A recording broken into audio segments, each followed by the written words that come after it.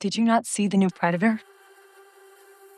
A couple of weeks ago, Predator Badlands was released in theaters, the 7th or 9th, depending on how you count, film in the Predator franchise, and the third to be directed by Trachtenberg. The film garnered rave reviews, earned the highest cinema score in the history of the franchise, and enjoyed the largest opening weekend of the mainline series to date, exceeding even the most optimistic projections by around 25%, and far outpacing the performance of any other would-be blockbuster in theaters starring a potential Predator. It seems fair to say that Badlands is a massive success by just about any measure. This thing is just spewing green. Predator Badlands, more like Predator Radlands. Still, there's been a little bit of discourse about whether Badlands is, quote, really a Predator movie, which is fundamentally absurd to me. It features a Predator. It pits said Predator against an armed military force. It takes place in a jungle or a forest. It features a sequence of the lead character going over a waterfall, and a climax in which the protagonist sheds the trappings of modernity to engage in guerrilla warfare in the jungle against an ostensibly technologically superior foe. Sure, the switch here is that the story is told for the first time, unless you count the Alien vs. Predator movies, and why would you, from the perspective of the Predator itself. But that's just a structural tweak to the formula, similar to, say, setting it in the city, which, if you think about it, is kinda like, I don't know, an urban forest. I mean, if only there were a ready-to-use idiom that we could use to describe it that would fit with the Predator mythos. But I guess we'll never know. It's also like, say, sending the humans to a Predator planet instead of the Predator to the human planet. A nice structural reversal. Or having your cast of military veterans fight the Predators on home soil rather than abroad. Or setting the story in the Old West. Or doing 3 separate animated stories set across centuries. Setting one of those stories in a World War II fighter, and eschewing any of the ground-based combat that had largely defined the series to this point. And making another as a largely silent movie. This perspective shift is just a bit of variety that's necessary to keep the series fresh. After all, if you just want to watch the original Predator again, you can do that. It's great, I wholeheartedly recommend it. And it's available on the same streaming service and in the same bundles as Badlands will be.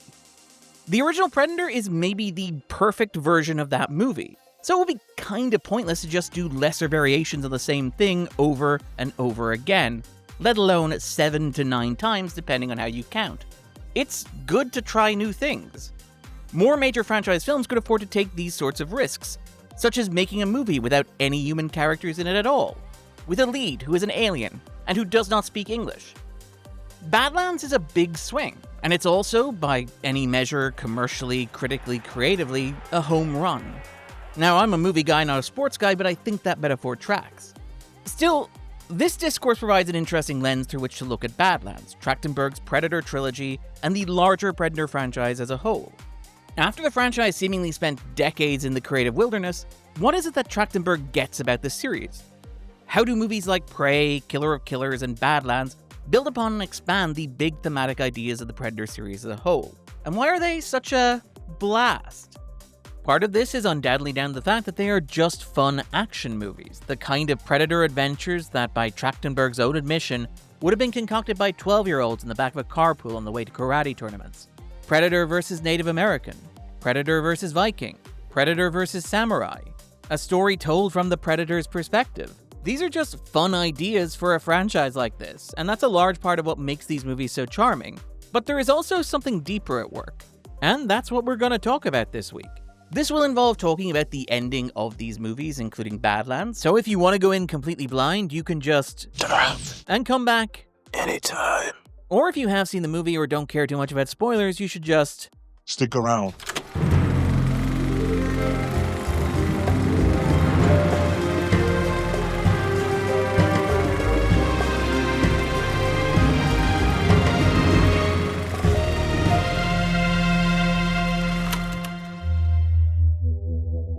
The Predator franchise is often compared to the Alien series. This makes sense. Both franchises were built around creature features owned by 20th Century Fox, crossing over in comic books, video games, and eventually even in movies. However, the Alien franchise has always had a patina of artistic credibility around it.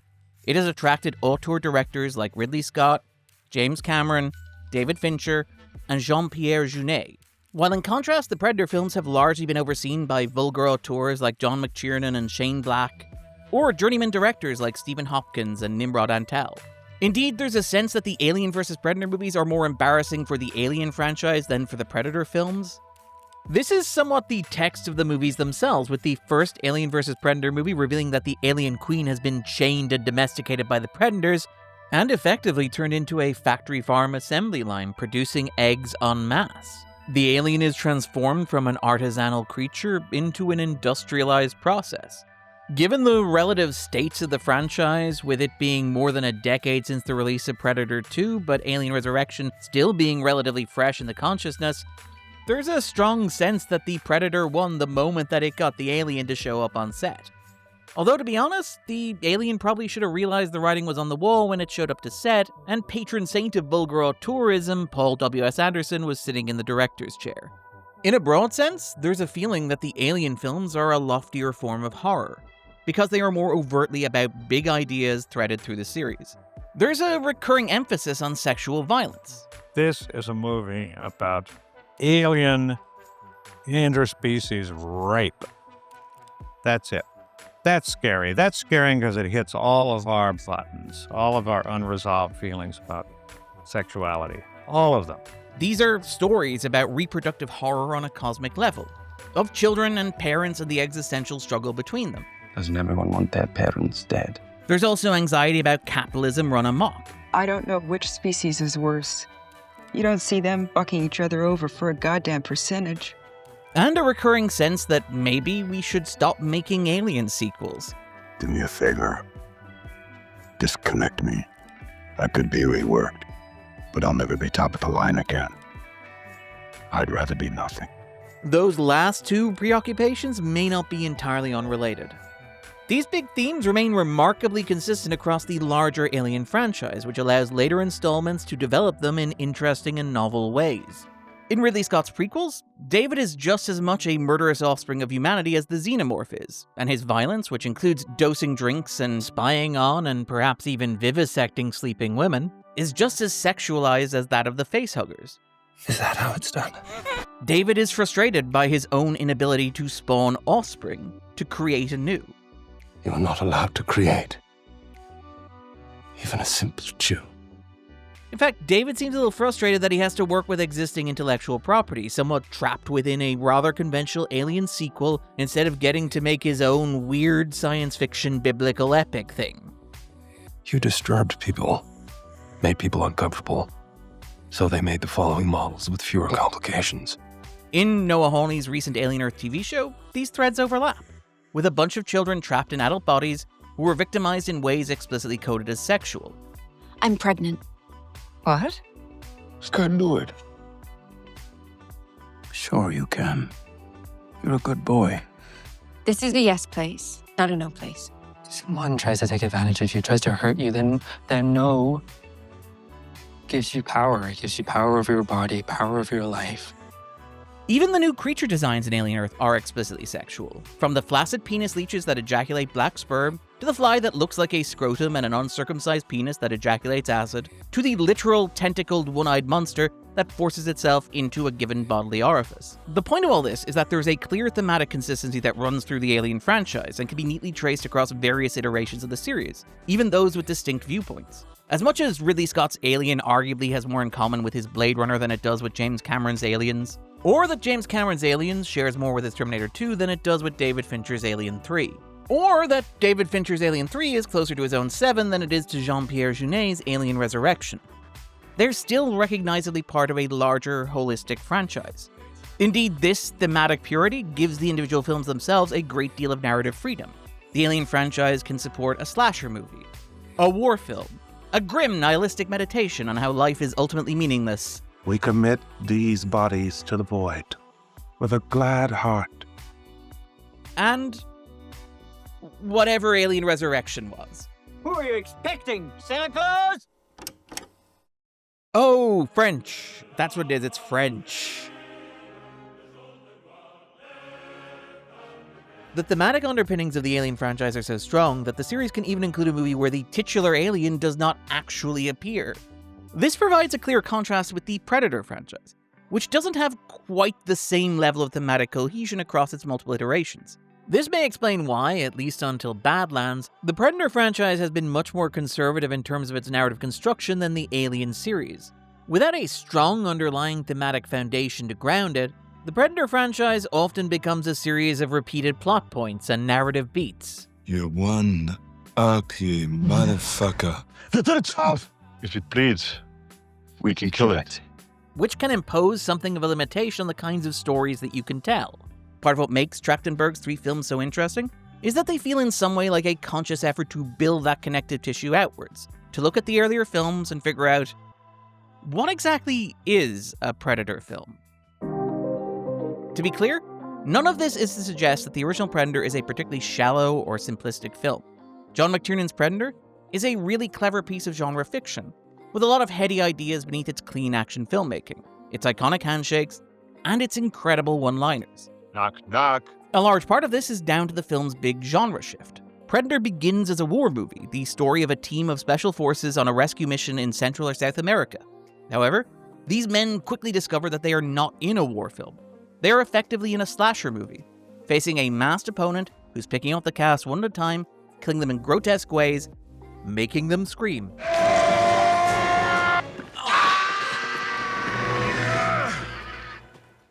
Until there's only one of them left. It is essentially a movie that treats a team of macho killers like a bunch of sorority girls in a horror movie sequel. Beneath Predator's action movie bona fides, there's something wryly subversive in how the film uses gender, right down to the inclusion of Long Tall Sally by Little Richard, which comes to serve as the franchise's de facto theme. This is a song performed by a queer icon of rock and roll that has often been read itself as subversive of gender.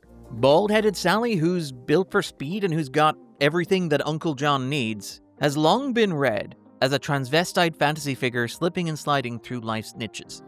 This sets up one of the big recurring themes of the Predator franchise. This is a film series about masculinity. Arnie begins the movie as the most manly of action heroes, but ends it more like a final girl in a slasher movie. This is a story about big, muscly men whose big honking guns accomplish absolutely nothing. There are lots of small touches that reinforce this idea, from the recurring dismemberment imagery that suggests castration, to the, let's say, intense relationship between Mac and Blaine. He was, my friend. This stuff will make you a goddamn sexual tyrannosaurus. Just like me. Yeah, strap this on your sore ass, Blaine. Now it's worth acknowledging that Predator is in conversation with a very specifically 80s masculine ideal. The muscle bodies of actors like Arnold Schwarzenegger, Carl Weathers, or Jesse Ventura embody the spirit of the era as reflected in other actors like Sylvester Stallone or Jean-Claude Van Damme, who famously almost played the Predator until he had to, well, split. We could spend a whole video talking about this Reagan-era depiction of masculinity, but it really only took root in the 80s itself, to the point that Harrison Ford hiring a personal trainer to get in shape for a shirtless scene in Temple of Doom in 1984 was both big news and also resulted in this, an achievable king. If you are interested in digging into this fad, I'd recommend the work of Susan Jeffords, particularly the remasculization of America and especially hard bodies. But basically, the argument is that this fixation on performative hypermasculinity was in some ways a response to the perceived humiliation of the loss in Vietnam, an attempt to reassert traditional and normative gender roles in the face of what felt like an emasculation. But don't worry, we will circle back to Vietnam. It's like fucking Saigon! It's like... I was in junior high, dickhead. In Predator, that 80s version of masculinity is not enough to save them. This group of all-American macho men, led with knowing irony by a character named Dutch played by an Austrian, are handily defeated by a strange alien creature with well, there's no real tactful way to say this. Pussy face. Okay, there probably was a slightly more tactful way to say it. Dutch only succeeds by stripping down and covering that perfect body of his in mud. It's perhaps interesting that the series follows Dutch with two somewhat less conventional masculine ideals. Respected dramatic actor Danny Glover, who was already too old for this shit in 1987 when the original Predator came out, and two-time Academy Award winner and dreadlock enthusiast Adrian Brody. These are not conventional masculine action movie leads, and that's kind of the point. This becomes a recurring fixation of the franchise, this question of what makes a man manly. Is it hunting and killing? Or is it something more communal and more protective? In Predators, Royce is introduced as a literal mercenary concerned primarily with his own survival. You want to play scout leader? Great. But I'm not doing this. I'm better on my own. His arc in that film is learning to care about and protect other people. You're so busy taking care of others. You forgot to look out for yourself. He is contrasted most obviously with Noland, a long-term resident of the gaming preserve who has been driven insane by isolation, but who still conspires to prey on other survivors in pursuit of his own self-interest. Six more fucking miles to feed. It doesn't end well for Noland. There is also an interesting recurring fixation in these movies about how men relate to women. In the original Predator, the only female character is also the only person who knows what the Predator is, and despite being taken as a captive, she proves essential to Dutch's survival. The idea of a male lead whose violence is either tempered or focused by a female companion recurs throughout the series. It's Isabel, the only woman in the film, who tempers Royce's ruthless self-interest in Predators. That's what they're counting on. They want you to feel something for this man. To be human. And what are you? Alive. What's that worse? This idea, the difference between surviving as an individual versus living as part of a larger community, is something to which Trachtenberg returns across his Predator films. I can survive on my own, but who would want to survive on their own? In Predators, Royce would have died if he hadn't gone back for Isabella. It's only for her that he decides to... stick around. Yeah, that. There is a strong emphasis on collaboration in the later Predator sequels, in contrast to the Darwinist idea of competition that seems to drive the eponymous aliens. In Predators, this philosophy expresses itself through a sort of social evolution, a ruthless survival of the fittest. So it's like a evolution. They're trying to make themselves into better killers. In The Predator, the aliens explicitly practice eugenics. I think they're attempting hybridization. Collecting survival traits from the most high-end specimens. Yes, from the strongest, smartest, most dangerous species on every planet they visit. The key point here is that this sort of ruthless, brutal, aggressive worldview is what our heroes, whether human or alien, define themselves in opposition to. In Alien vs. Predator, humans and Yucha work together against the xenomorphs. In Predators, a bunch of disparate individuals must learn to work together. In The Predator, a bunch of outcasts find common purpose. And in the larger Predator series, this tension is often explicitly gendered. In The Predator, there's a recurring joke about how the male leads do not know how to interact with women, and so are intensely creepy towards Dr. Casey Brackett, played by Olivia Munn. I'm trying to make her feel uncomfortable. Which honestly makes the movie just a little bit of a tough watch for me, knowing that Munn has talked about how she was ostracized by the studio and the men around her for calling out the hiring of a registered sex offender to work on the film. He was a 38-year-old man at the time. It happened about 10 years ago. He's 38 years old and went after a 14-year-old female relative. I do feel like I've been treated by some people as if I'm the one who went to jail, or I'm the one who put this guy onto our set. It's a very lonely feeling to be, sitting here by myself when I should be here with the rest of the cast. But still, setting that aside, Casey falls into a familiar role for female leads in the Predator franchise, providing information and helping to guide the male protagonists, much like Anna in Predator, Isabel in Predators, and ultimately Thea in Badlands. Even Alien vs. Predator, in the grand tradition of the cinema of Paul, look at how badass my wife is Anderson, features what might best be described as a wife guy predator, who teams up with Sana Lathan's Alexa for some badass action beats. He even makes her a little shield and spear. It's very cute.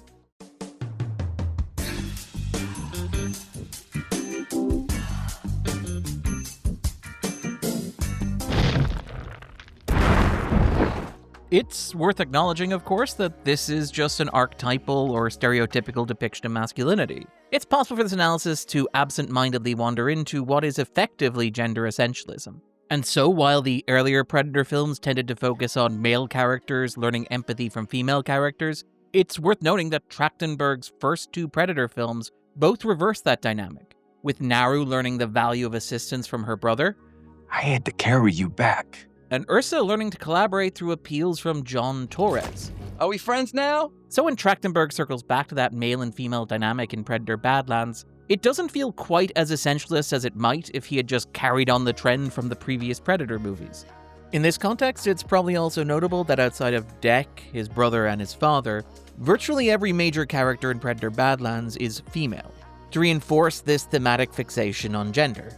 We should also be clear here that we are not talking about masculinity in general in the real world. In reality, masculinity is a complex, multifaceted thing that expresses itself in an infinite number of ways that we could never hope to capture in even the longest YouTube video about the thematic underpinnings of the Predator franchise.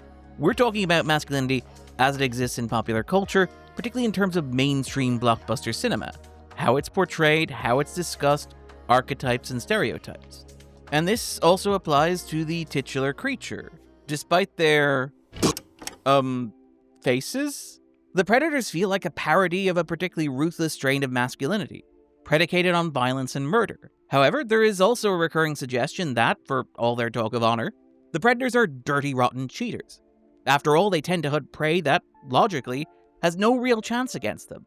And yet, somehow they still consistently lose? Like Alien vs. Predator Requiem, a movie that a lot of people have watched but nobody's actually seen because it's that poorly lit, suggests that these hunts go wrong so frequently that there is an entire class of predator whose whole existence consists of cleaning up after these messes.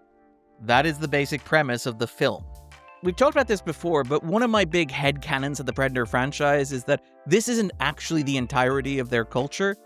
This is just the Predator equivalent of those rich dentists who go to Africa to hunt lions who've already been conveniently drugged so they can be shot at a distance, and yet somehow still occasionally end up getting mauled by them. In the first film, the Predator responds to losing to Dutch by activating a small thermonuclear bomb. Now, you might say that he was just covering up his presence on Earth, but one suspects that a nuclear detonation probably draws more attention than one rotting alien corpse in the middle of a jungle. Honestly, he just feels like a bit of a bad loser. You know what? Maybe Danny Glover was wrong. Maybe it isn't a pussy face. Maybe it's just a dickhead. In Predators, the game trapped in the reserve have no way off, even if they manage to survive a full season. In Killer of Killers, it's revealed that the survivors of past hunts, those who have killed a predator, are kidnapped and forced to participate in gladiatorial games, which doesn't really seem very sporting. The Predators serve as a counterpoint to the male leads of these movies, aliens who embody a particularly violent and brutal form of archetypal and perhaps stereotypical masculinity predicated on strength, supremacy, and ultimately self-interest. The Predator franchise understands that this parodic, absurdist version of hyper-masculinity is also ultimately quite fragile. This preoccupation with masculinity and gender is a recurring fixation in Trachtenberg's movies. Prey features the franchise's first female protagonist, Naru, a young Comanche woman who is frustrated that she is not given the same opportunities as her male counterparts. My girl, you are good at so many other things. Why do you want to hunt? Because you all think that I can't. Who invited you? We won't be gone long enough to need a cook. However, like other protagonists in the series, Naru has to eventually learn how to accept help from others. Okay, well, I'll hunt alone if I have to. You can't. This is also reflected in the basic structure of his animated film, Killer of Killers, which features 3 separate stories with 3 distinct protagonists, but features a concluding act where the 3 characters need to learn to work together rather than in competition in order to survive. Badlands opens with the Predator Dek embracing the rituals of his Yucha culture, which prioritizes strength above all else. His father has decided that Dek should be culled to preserve the family's blood purity, and tasks Dek's brother Kwai with committing the act. But because Dek saved his life as a child, Kwai spares Dek, sending him to the planet Genna, which evokes the term Gehenna, a Hebrew term for hell, named for a valley where child sacrifice was common. This infernal metaphor is another recurring motif in the larger Predator franchise. It's like Dottie's hell down here. Smoke, fire, oppressive heat. What if we are dead? This is hell. It's also worth acknowledging that this twisted family dynamic neatly mirrors that of The Sword, the second segment in Killer of Killers, another story about a martialistic man who pits his 2 sons against one another. Both stories are fundamentally about violence as passed down from fathers to sons. In case the audience can't follow the subtext, The Sword even contains this shot. I know writers who use subtext and they're all And I think we've got enough use out of that clip.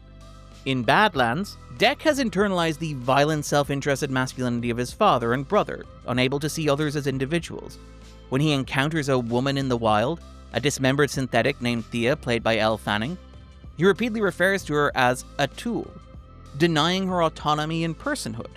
There has been a bit of reactionary pushback to this dynamic, seemingly from people who have never watched a Predator film.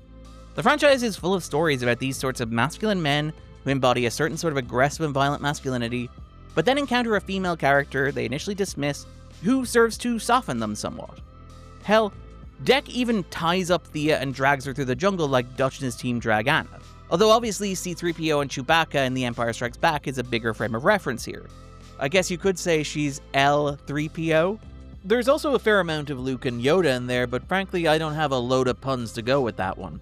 Still, this basic structure of a male lead who has their worldview challenged, faces an existential threat, and overcomes it through the help of a female companion is there in the original Predator, where the final 3 shots are, in sequence, Anna, Dutch, and the helicopter carrying them to safety.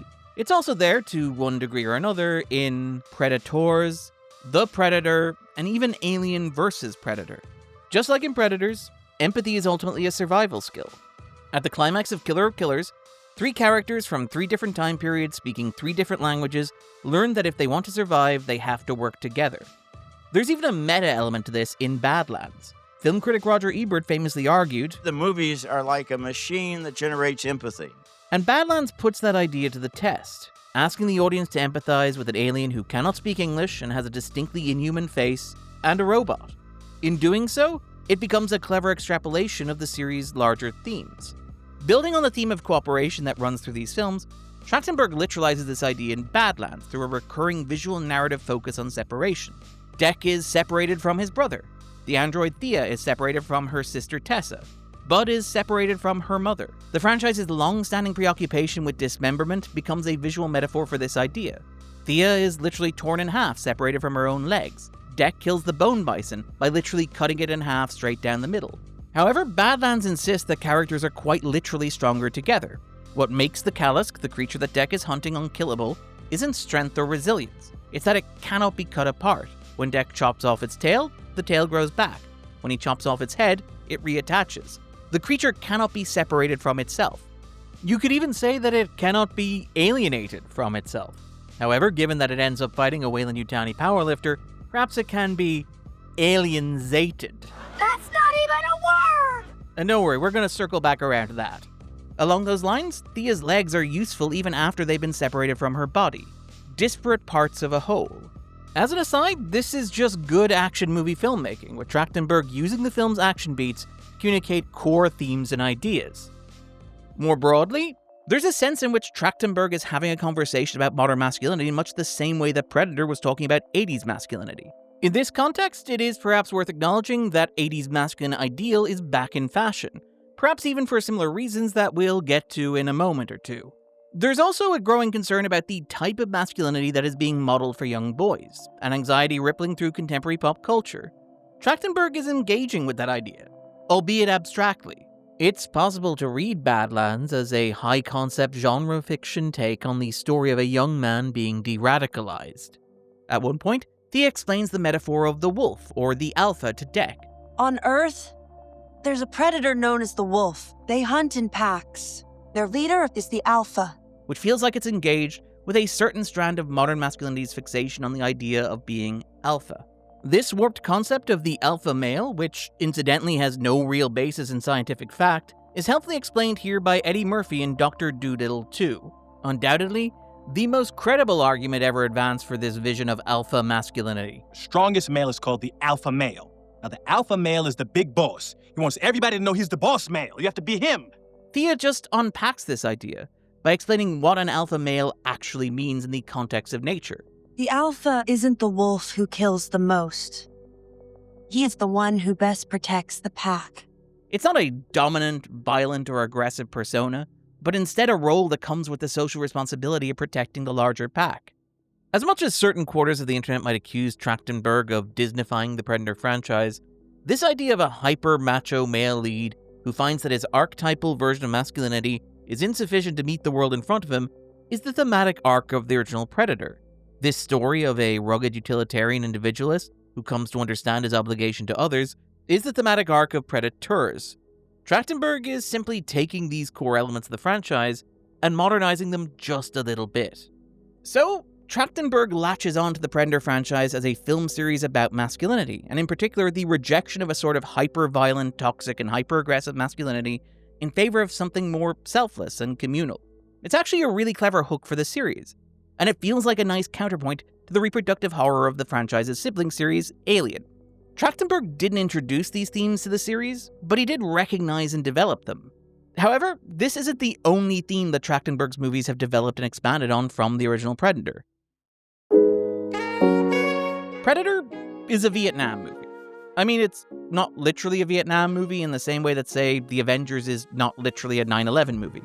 If anything, the film's depiction of a secret group of American soldiers operating off the books in Central or South America would most likely have resonated with contemporary audiences in the context of an America that was in the midst of the Iran-Contra affair, a highly public scandal about the Reagan administration's support of the Contras in Nicaragua. That cabinet minister is very important to our scope of operations in this part of the world. Dutch, the general's saying that a couple of our friends are about to get squeezed and we can't let that happen. Still, Predator makes the most sense situated in the broader context of American culture's engagement with the legacy of Vietnam.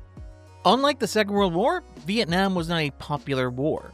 So, outside of rare propaganda efforts like The Green Beret starring John Wayne, the conflict was rarely directly addressed in contemporary pop culture.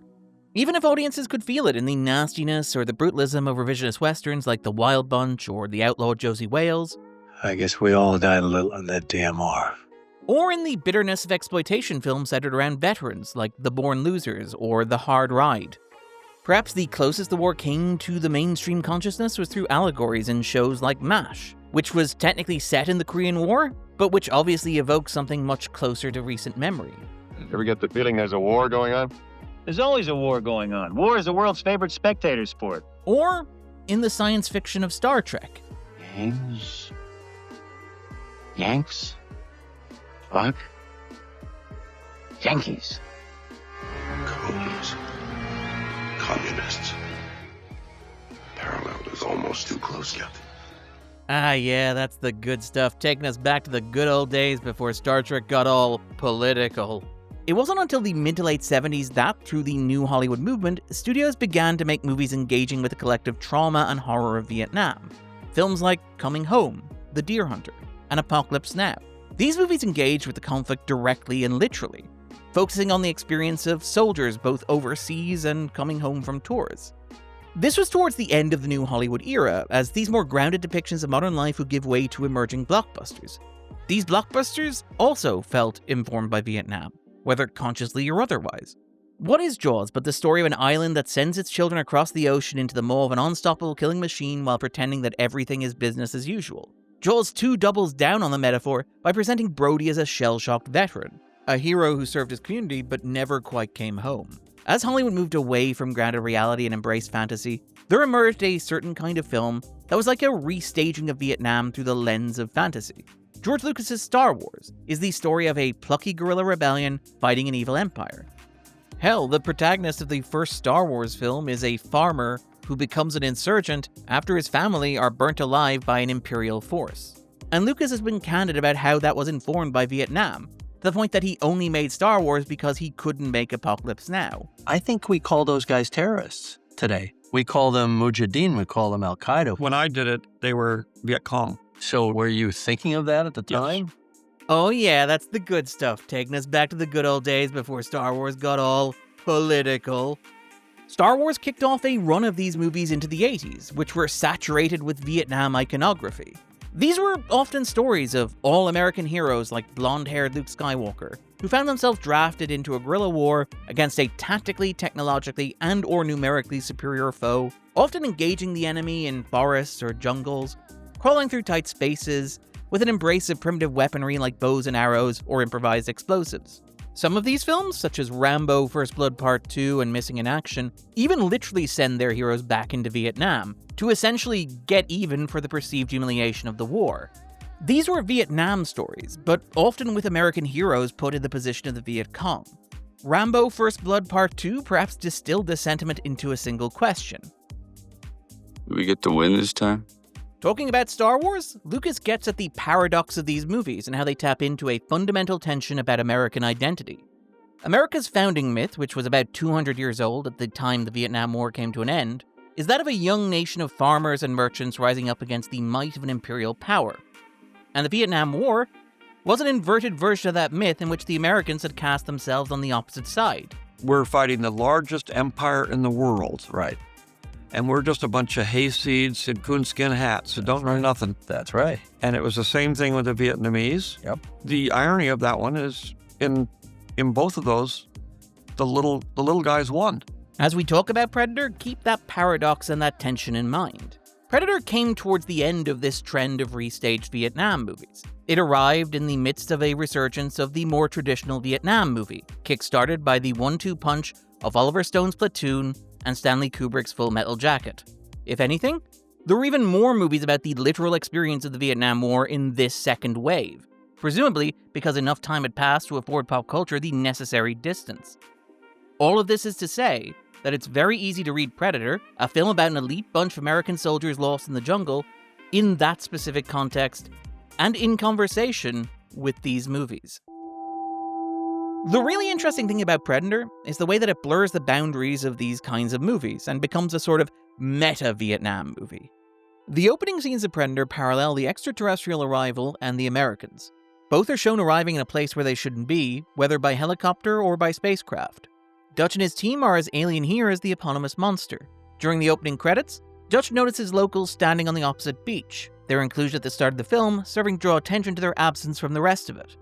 We've already talked a lot about the symbolic importance of Anna as the only major female character of note in the film, but it's also worth acknowledging that she is the only local native to this region to receive a name, and so her survival at the end of the film feels very central to the film's thematic dynamics. At the start of the film, Dutch's unit are an obvious stand-in for American military might. The Predator is more like the Viet Cong, striking from the jungle out of nowhere, laying traps, and navigating the terrain in ways that the Americans do not understand. However, at the climax of the film, Dutch flips the script. Dutch embraces guerrilla warfare, taking the role of the Viet Cong, while the Predator becomes more like the Americans in the conventional narrative of the conflict. Its advanced technology becomes more of a hindrance than a help. The Predator even resorts to using its massive ordnance to light up the forest in an attempt to drive Dutch out of hiding, a common tactic of the Americans during the Vietnam War. This gets at an interesting aspect of the Predator as a creature, and a tension within the franchise as a whole. In terms of iconography, the Predator evokes indigenous stereotypes with its Adrian Brody-esque dreadlocks, its loincloth, its spear, its pseudo-boomerang, its collection of skulls, and even the way that it moves through the jungle. In terms of its design and imagery, the Predator is in many ways a colonial stereotype, something that Predator 2 embraces with its incredibly sensitive, thoughtful, and tactful, and not at all vaguely offensive portrayal of the Colombian Scorpions and the Jamaican Voodoo Posse. Oh, by the way, I was being sarcastic. However, in substance, the Predator is itself a colonial force. It is an off-worlder, a big game hunter who travels the galaxy in search of quarry. Also, autism. You know, a lot of experts say that being on the spectrum isn't really a disorder. It's actually the next step in the evolutionary chain. They're coming for our autism, our sweet, sweet autism. That's why their visits are increasing. They're trying to snap up all of our best DNA before we're gone. Goodness, The Predator is a dumb movie. Shane Black really ought to know better. But in terms of its fixation on the hunt, The Predator is a clear extrapolation of the cliché of the great white hunter, typified by pulp icons like Alan Quaterman, often European figures who had traveled to continents like Africa or Asia to hunt exotic quarry using state-of-the-art technology like firearms. This is part of the magic of the Predator franchise, that it is somehow both of these competing ideas at the same time. Aesthetically, something of a colonial stereotype, but in behavior, an implicit criticism of colonialism. In Predator, the irony lies in the way that this monster hunts our heroes who are not so different from it. They are both technically advanced killing machines going somewhere they shouldn't be to fight an enemy who is completely unprepared for them. Dutch and his team set out to do a Vietnam, and instead have a Vietnam done to them. They're engaged in a very contemporary form of American imperialism, only to have that imperialism visited back upon them. That's like poetry, so if they rhyme. It's also just a really great narrative and thematic hook for an enjoyable action movie. Tractenberg really hones in on this subtext. Prey and Badlands are not literally Vietnam movies, because the audience is now several generations removed from the trauma of Vietnam. That said, these metaphors for disastrous American foreign intervention ripple through contemporary pop culture, filtered through the lens of experiences in Iraq or Afghanistan. We never got it. We never said, well, wait, this isn't the right thing to do. and we're still struggling with it. To pick an example, Denis Villeneuve's Dune had its North American premiere at TIFF on the 20th anniversary of 9/11, and it's hard not to filter that duology's imagery through the American withdrawal from Afghanistan that made headlines just weeks prior. The wars in Iraq and Afghanistan filter through contemporary American pop culture in much the same way that Vietnam did in the 1970s. It's interesting that Prey is a revisionist Western, a genre long associated with Vietnam. Many of the early movies that felt in conversation with the conflict were revisionist Westerns, approaching the trauma metaphorically and abstractly through the language and iconography of American mythology. In 1970 alone, Ralph Nelson's Soldier Blue used the Sand Creek Massacre as a metaphor for the My Lai Massacre in Vietnam, and Arthur Penn's Little Big Man cast East Asian actors in Native American roles as a way to literalize its own metaphor. It also worked the other way, with many Vietnam movies also being Westerns. Francis Ford Coppola's Apocalypse Now is very deliberately saturated with Western iconography. This overlap between genres made sense, not just because John Wayne had become the face of the Vietnam War with the Green Berets. Is that you, John Wayne? And not just because the emergence of the revisionist Western overlapped with the conflict itself, but because the Western is a genre that is about the myth of American colonialism and imperialism. It's also worth pausing here to talk about Billy, the indigenous tracker from Predator, played by Sonny Landham. There is a long history in pop culture of the Native American Vietnam veteran, undoubtedly tied up in the irony of a historical victim of one form of American expansionism, serving as the cannon fodder in another. The Billy Jack series, one of those early exploitation films we mentioned, focused on a half-indigenous veteran vigilante.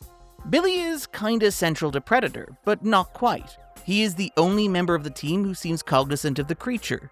There's something in those trees. He also gets the team's penultimate death, and, with due respect to Poncho, is the last member of the team to get a big moment before the climax. Indeed, Trachtenberg has been quite candid that Billy was a major influence in his decision to make Prey, pushing that indigenous character from the margins of the story into the center. I was in a carpool on the way to a karate tournament, and a bunch of sixth graders were describing the entire film to me, scene by scene. And I remember they said, there's one awesome scene where Billy, the Native American tracker, fights the Predator on a bridge over a waterfall. And I later was old enough to see the movie, and that was not in it. So this is very much like, the flower that blossomed from that very early idea. Trachtenberg's Prey is the story of an indigenous character, Naru, who ends up facing down the existential threat of both the Predator and the European settlers. The film parallels these twin colonial forces. There's an early sequence where Naru finds a herd of skinned buffalo, which the film initially implies were killed by the Predator. After all, the Predator likes to skin its prey, we know that about it. However, it is eventually revealed that these buffalo were in fact killed by the French. You killed the buffalo. Naru and her brother wage guerrilla warfare against the Predator, turning its own advantages against it. Its spear, its laser-guided projectile, and even its trophy. As with the recurring visual motif of dismemberment and separation in Badlands, this is just good visual action movie storytelling from Tractenberg. The expression of theme through action. Naru's confrontation with the Predator in Prey, which is explicitly paralleled with Dutch's showdown at the end of Predator. Come on. Do it! Do it! Is framed as an indigenous population making a last stand against an invasive colonial force. This is as far as you go. No more. Trachtenberg asked the audience to align their perspectives with the first victims of American imperialism. In some ways, this is a streamlining of the original Predator, where Dutch goes from a perpetrator of colonialism on behalf of the CIA. So bullshit! All of it! With the cabinet minister, the whole business. Got us in here to do your dirty work. To a victim of it at the hands of the Predator. In Prey, there's no need for appropriation of this metaphor. The film is very consciously in conversation with the American Western, as you can see in Trachtenberg's fondness for beautiful widescreen vistas like these. Prey is particularly engaged with the revisionist takes of the early 1990s, films like Dances with Wolves or The Last of the Mohicans, westerns which recognize the personhood of indigenous characters and acknowledge the crimes visited upon their culture, but which still centered white protagonists. That scene with the buffalo? It's a rather obvious allusion to a similar sequence in Dances with Wolves. Sarah Schachner's score for Prey at times evokes Trevor Jones and Randy Elderman's work on The Last of the Mohicans. The beauty of Prey is that Trachtenberg centers the perspective of the film on an Indigenous character, with an Indigenous perspective. The film was made with the cooperation of the Indigenous community, particularly producer Jane Mayers. Prey would be the first feature film to be dubbed completely in Comanche, and the first time that a feature film debuted a native language alongside its English version. It is also worth acknowledging that Prey arrived in the broader context of a wave of films and shows about the Indigenous experience, centering Indigenous characters and often told by Indigenous creators. In focusing this story of imperialism upon an Indigenous community, rather than abstracting it, Prey strips down the central metaphor of the original Predator to its essence, telling a story of a character trying to protect their homeland from outside colonial forces. The film is, of course, underscored by a sense of tragedy. The audience watching from a modern perspective already knows what is going to happen to the Comanche Nation, a metaphor that is made somewhat explicit in the film's closing credits. However, if Trachtenberg stripped down the meta-narrative of Predator for Prey to tell a more simplistic and straightforward version of the arc of that movie, he instead doubles down on it for Badlands. The magic of Badlands is that it effectively puts the Predator in the same position that the Predator put Dutch in the original film. Dek shows up on Genna with his advanced technology, hoping to hunt down an indigenous alien species known as the Kalask. The opening action scene on Genna, in which local trees snatch Dek's advanced technology, is not only an obvious homage to The Wizard of Oz, but is a very literal adaptation of something that one of the characters said in Predator about the eponymous hunter. She says the jungle, it just came alive and took him. In Dek's case, it's like the jungle came alive and took his stuff. If I were him, I'd look into starting a neighborhood watch. Like Dutch, Dek very quickly discovers that there is another Imperial force at work in the jungle. In this case, it's the Weyland-Yutani Corporation, the company from the Alien franchise, a force so explicitly colonial that its tagline is "Building Better Worlds," and its army is called the Colonial Marines. Although they've retroactively been inserted into the original Alien film, the company was first named in James Cameron's Aliens, which released a year before the original Predator, and is another one of those metaphorical Vietnam movies about a technologically and tactically superior force that comes face to face with a ruthless enemy that can crawl through tight spaces and fight with a severity that ends up rendering all of their military might useless. That's it, man. Game over, man. It's game over. As a fun fact, Cameron wrote the script for Aliens at the same time that he was scripting Rambo 2. So I wound up getting 2 writing gigs the same day. One was Rambo First Blood Part 2, and the other one was Alien 2. So what I did was I got a desk for each script. Put one in the bedroom and one in the living room. And that way, when I moved from one desk to the other, all the notes and papers and everything were right where they were supposed to be. So I could literally, if I hit her, all right, you know what, I don't know what to do next on Rambo. I'll go over here and work on Aliens for a while. He's also been quite candid that Aliens was a movie about the emotional experience of Vietnam. To me, the whole Vietnam experience was almost science fictional in the sense that it was the first real high-tech war that was waged against an extremely low-tech enemy and lost, which to me is a very strange thing. This carries over into Cameron's Avatar films, which are somewhat companion pieces to Badlands. They're stories about alien protagonists fighting an evil human corporation that were also shot in New Zealand at the same time. So the magic trick of Badlands is that Trachtenberg takes the Vietnam metaphor from Predator, crashes into the Vietnam metaphor from Aliens, adds a little bit of the seasoning of the post-Vietnam metaphor of Avatar, and then mixes it all up in a big ball of fun. If Prey distilled the Predator franchise down to its essence, its core ideals, Badlands builds it out again. It does this by inverting the basic dynamics of Predator. If Prey removed the abstraction, Badlands adds another layer on top. The hunter begins Predator as a metaphor for guerrilla warfare, only for the third act to flip that on its head. In contrast, Badlands begins with Dek in the same place as the Americans hunted by the Predator in the first film. Somewhere he shouldn't be, doing something he shouldn't be doing, coming face to face with a ruthless, technologically advanced and unexpected foe, only to flip that on its head by having Dek embrace the jungle in much the same way that Dutch did. He forges armor from local animals, uses eels as weapons, and even sets up improvised explosive devices to ambush a technically and numerically superior force. It's a further meta twist on the already meta Vietnam twist of the original Predator, capturing and building upon that tension at the heart of the character, the way the Predator is at once coded as an indigenous archetype and a colonial force. It demonstrates the extent to which Trachtenberg is creating movies that are not only in conversation with what came before, but a clear extrapolation from it. It is insane to live in a world where 3 consecutive Predator movies have been great. More than that though, under Trachtenberg's stewardship, it really feels like the Predator franchise has managed to coalesce around a set of solid thematic ideas drawn from the earlier films and refined into a clearer sense of what a Predator movie is, beyond a movie that just happens to have the Predator in it. These films are clever, well-made, exciting, and fun. They're also very thoughtful. They're engaged not just with the expectations of a Predator movie, but also with the big ideas of one. They draw cleverly on the franchise's history to explore and expand what made the first movie so brilliant, and what has simmered, often quietly, through the ensuing films to varying degrees, creating a compelling synthesis. Trachtenberg makes a cohesive argument that not only are the Predator films about masculinity and colonialism, but that they always have been. It's an incredible magic trick. So, when it comes to the hope that maybe more franchise media could embrace this approach, well, I guess we can only pray.